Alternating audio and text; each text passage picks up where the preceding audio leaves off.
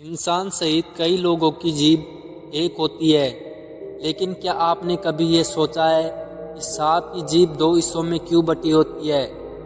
यह सवाल सदियों तक वैज्ञानिकों के लिए एक चुनौती बना रहा है। क्या इसका कोई संबंध इंसानों के दो कान और नाक के दो छेदों से है? कुछ लोगों का तो यह भी मानना है कि सांप को खाने पीने में ज़्यादा स्वाद आए इसलिए ऐसा है, लेकिन सच्चाई कुछ और ही है। आइए जानते हैं इस वीडियो में आगे बढ़ने से पहले वीडियो को एक लाइक और चैनल को सब्सक्राइब जरूर कर दें। महाभारत के अनुसार महर्षि कश्यप की 13 पत्नियां थी, इनमें से कद्रू भी एक थी। यह सभी नाग कुद्रु की ही संतान है। वहीं महर्षि कश्यप की एक अन्य पत्नी का नाम विंता था, जिनके पुत्र पक्षीराज गरुड़ थे। एक बार महर्षि कश्यप की दोनों पत्नियों कद्रू और विंता ने एक सफेद घोड़ा देखा।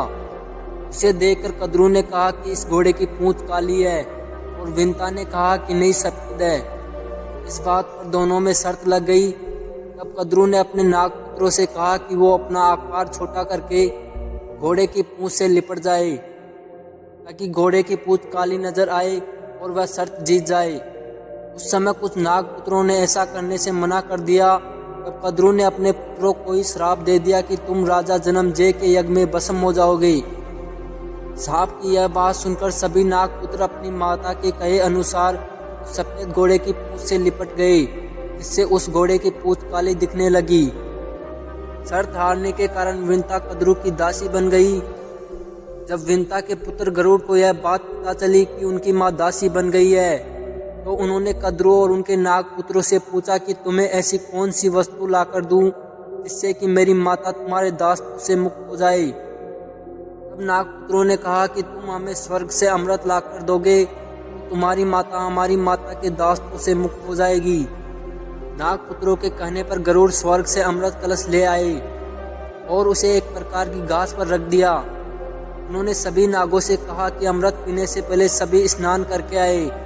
गरुड़ के कहने पर सभी नाग स्नान करने चले गए, लेकिन इसी बीच देवराज इंद्र वहां आ गए और अमृत कलश लेकर वापस स्वर्ग चले गए। जब सभी नाग स्नान करके आए तो उन्होंने देखा कि कुसा पर अमृत कलश नहीं है। इसके बाद सांपों ने उस घास को ही चाटना शुरू कर दिया जिस पर अमृत कलश रखा था। उन्हें लगा कि इस जगह पर अमृत का थोड़ा अंश जरूर गिरा होगा।